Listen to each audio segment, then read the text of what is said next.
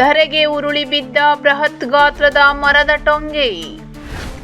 ದಾಂಡೇಲಿ ನಗರದ ಟೌನ್ಶಿಪ್ನಲ್ಲಿರುವ Saint Michael ಆಂಗ್ಲ ಮಾಧ್ಯಮ ಶಾಲೆಯ ಹತ್ತಿರ ಗಾಳಿ ಮಳೆಗೆ ಬೃಹತ್ ಗಾತ್ರದ ಮರದ ಟೊಂಗೆ ಮುರಿದು ಬಿದ್ದ ಘಟನೆ ಸೋಮವಾರ ಮಧ್ಯಾಹ್ನ 1 ಗಂಟೆ ಸುಮಾರಿಗೆ ನಡೆದಿದೆ.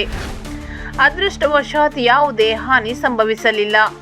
ಮಾಹಿತಿ ತಿಳಿದ ತಕ್ಷಣ ನಗರಸಭೆಯವರು ಹಾಗೂ ಅರಣ್ಯ ಸಿಬ್ಬಂದಿಯವರು ಬಂದು ಮರದ ಟೊಂಗೆಗಳನ್ನು, ರಸ್ತೆ ಮೇಲೆ ಬಿದ್ದಿರುವ ಟೊಂಗೆಗಳನ್ನು ತೆರವು ಮಾಡಿ ಜನರಿಗೆ ಓಡಾಡಲು ಅನುಕೂಲ ಮಾಡಿಕೊಟ್ಟಿದ್ದಾರೆ.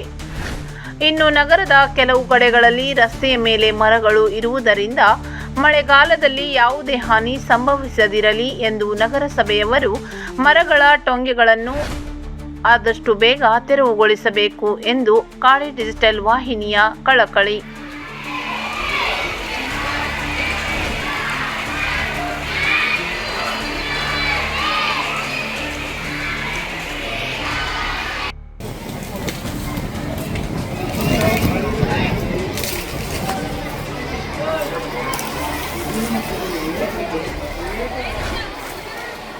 ನಾನು ಹೇಗೆ ಕಾಯ್ದೆ